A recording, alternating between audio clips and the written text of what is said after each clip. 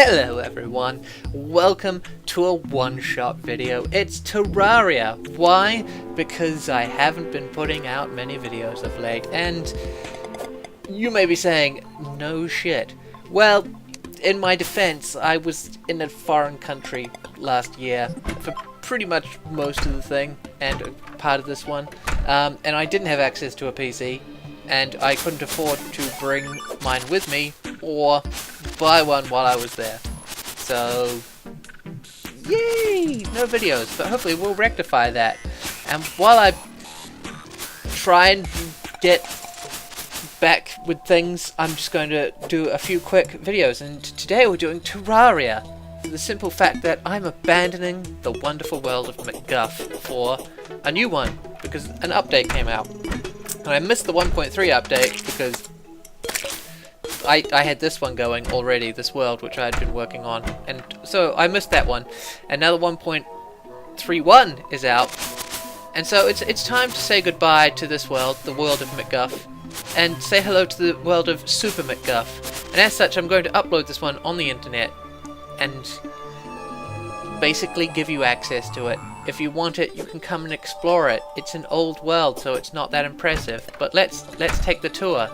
Welcome to McGuff, and my first house. This is the first one that I ever built. It is obviously very defensively minded. You may notice by the fact that the walls have the doors set like way up there so that no monsters can get in. Also filled with banners. Got my crafting areas, but most importantly got all my little labeled chests. And you'll find that a lot of my chests are labelled and have their own unique names, just for the fact that it makes it more convenient to find out where stuff is. But they've also got a little sign next to them with a pictogram, I guess. Let's call it a pictogram, so that you can tell what's in there, from fish barrels to all sorts of stuff. Yeah. In its current state, as of right now, this is online. I will post a link so that you can get it. Just stick it in your worlds folder if that's what you're into, and you can get some of the stuff that I've got here and will generally explore. So yeah, this is my first house. It's very fancy. It's got sort of a tree house. It's covered in grass because I thought that would be cool, and then never sort of finished the top part of the tree because got distracted and built something else. It's part of one of the things that I like about these sorts of games is mostly it's just the exploration and finding stuff, new treasures, new items, new locations and biomes, which is why I'm kind of excited for, you know, to not be playing this one because it doesn't have a lot of the newer biomes. As you can see, I've got my own biomes where I can mine my stuff. I've also built a sky tram so that I can move quickly between my various houses, which are shockingly not that far apart, but they did seem quite far apart, and I'll tell you why in a second. But this is my ice castle. Check it out. I've got my golden bunny in his glass enclosure just for safekeeping. Got the tower, which is where I usually sleep until this guy moved in, and he's kind of taken that room. That was where I would spawn into the world.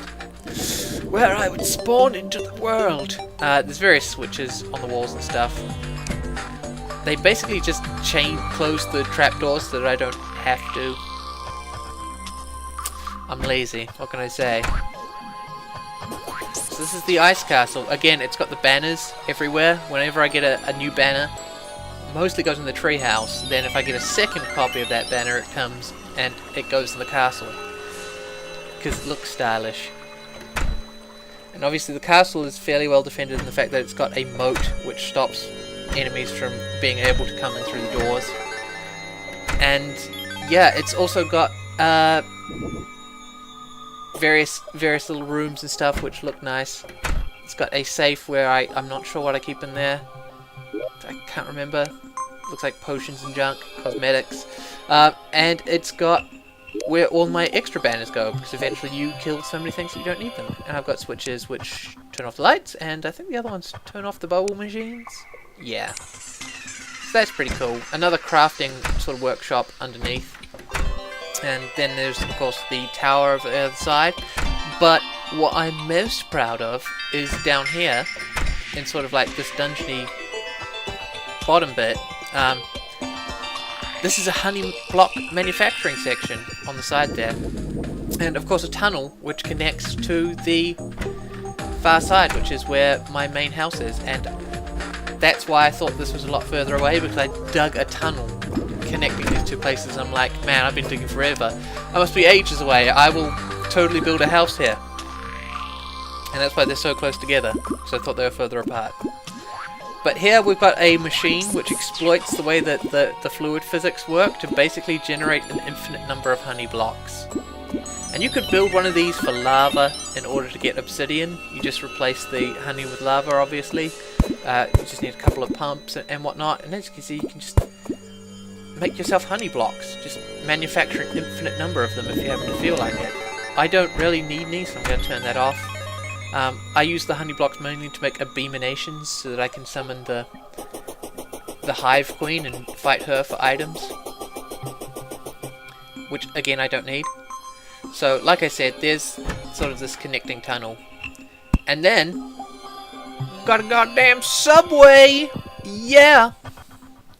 So I spent forever building various subway tunnels and rail lines to connect all my buildings together, and then I built houses underground in various places.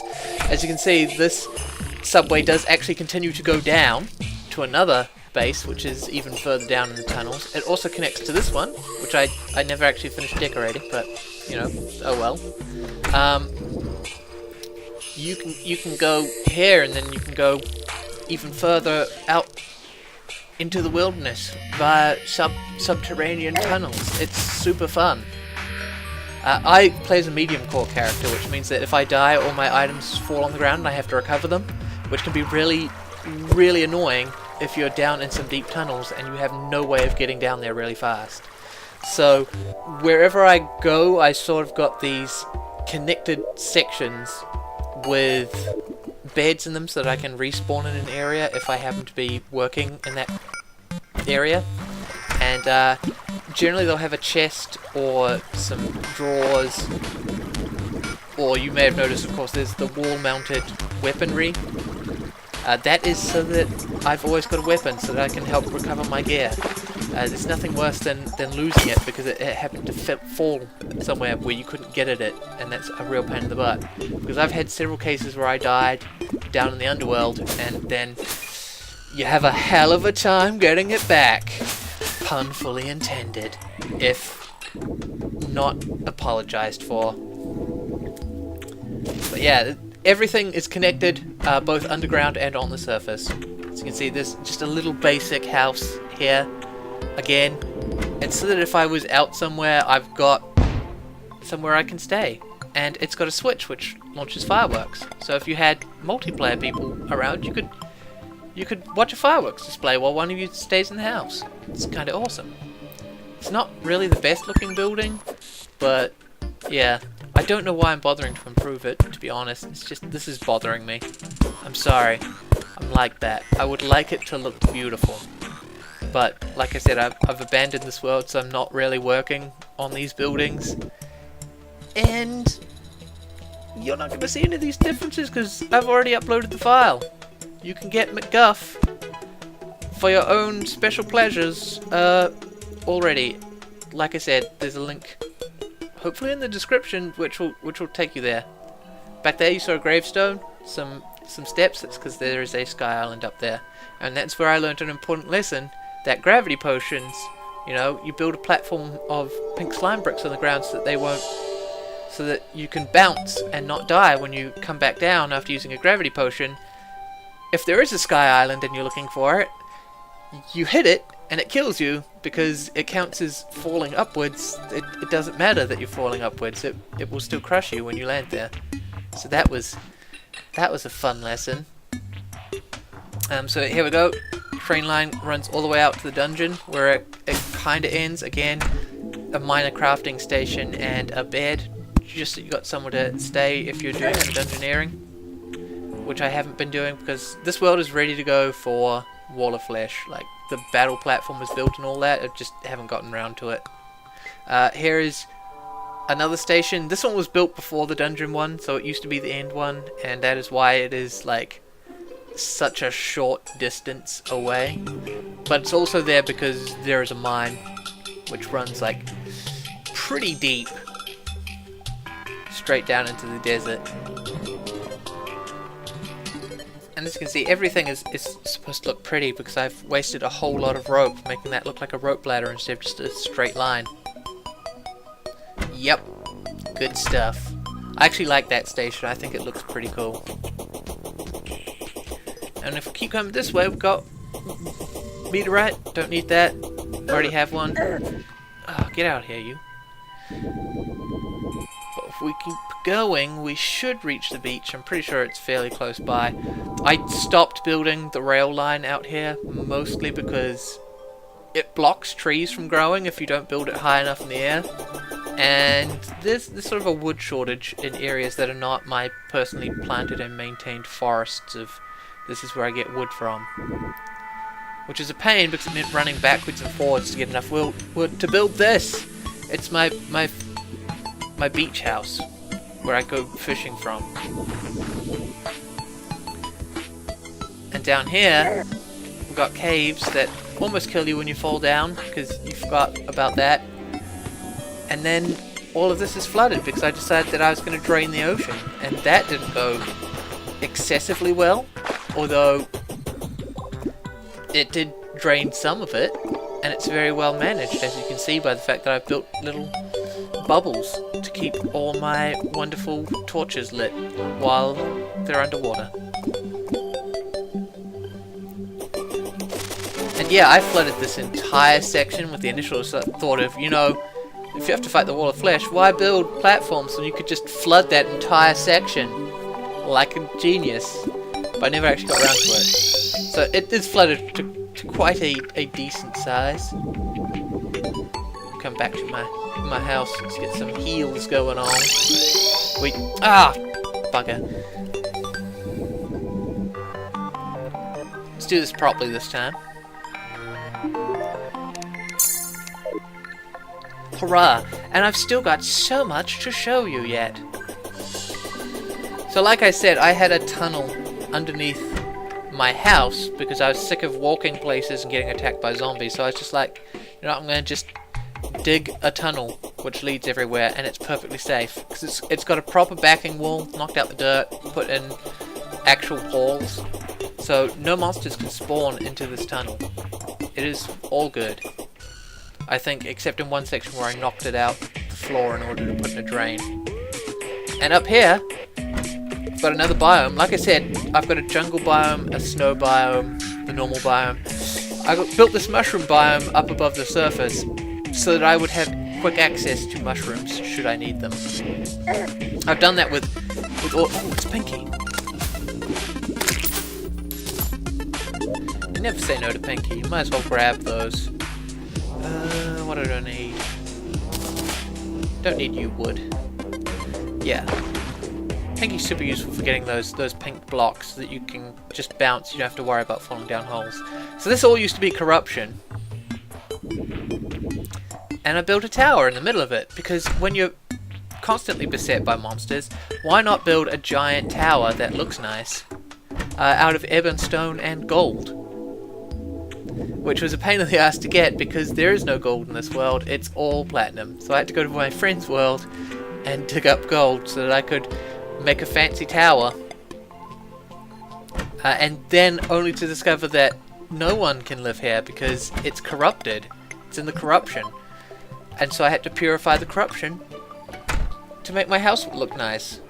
So all of this used to be like pure, hardcore corruption, and now it's not. Good job, me. I keep all my armor there because it looks fancy, and also I needed something to put in the tower. You gotta have something to do with all the buildings that I build all over the place. That's one of the reasons. You can see where I've purified everything, and as I've dug through to get at the corrupted sections, I've left torches behind. So this is a very well lit section of just rubbish. Oh, blood moon, how lovely.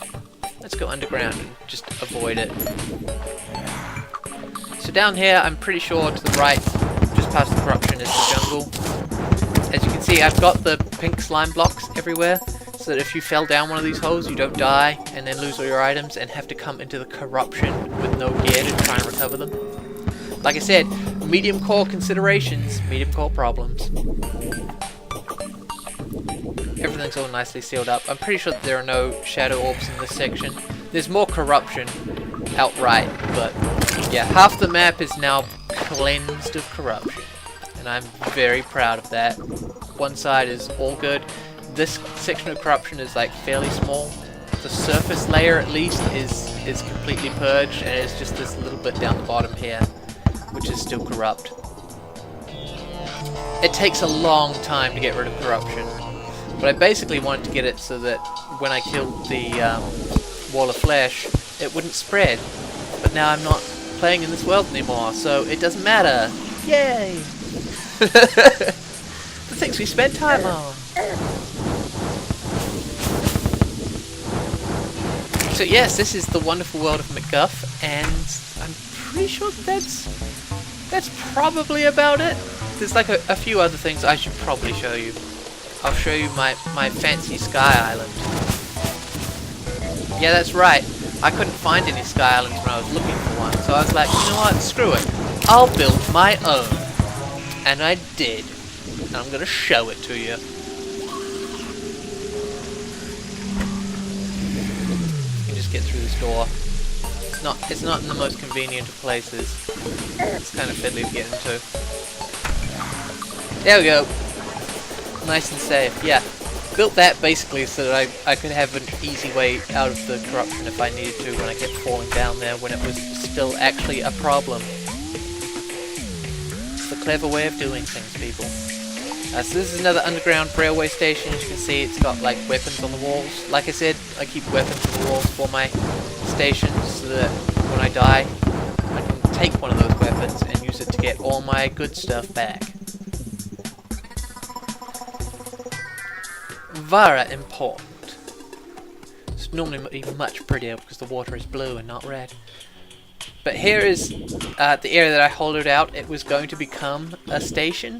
This is going to be my jungle station. I just never got around to actually finishing it.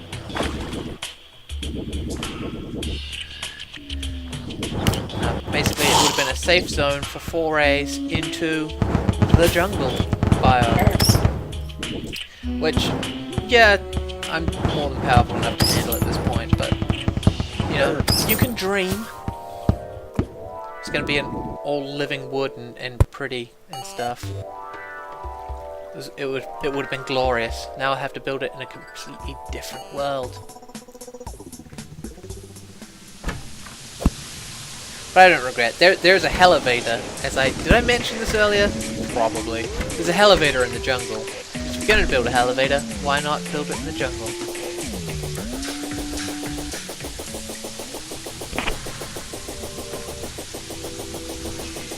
But yep, so this is the tunnel that I dug.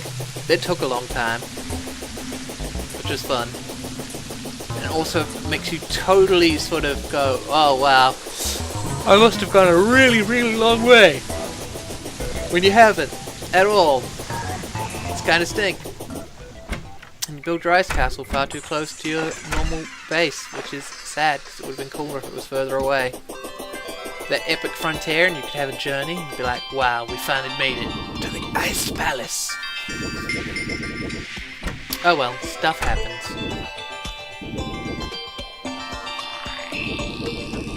So yeah, here is the other tower. It's got a train line in it, obviously, and that pink jelly blocks indicate the fact that there must be something up higher for you to fall off of. Namely, Sky Islands!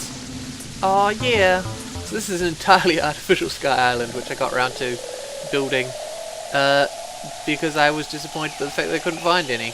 I was like, look, Sky Islands would have been so awesome, and if I could have found one really early, I would build my first house up there. Let's be honest. It's normally blue and copper, but Blood Moon is making everything pink. Which is not, you know, terrible. It does still look pretty good. Looks even better in its normal colouring. Just saying. This is a pain in the ass to build as well because harpies.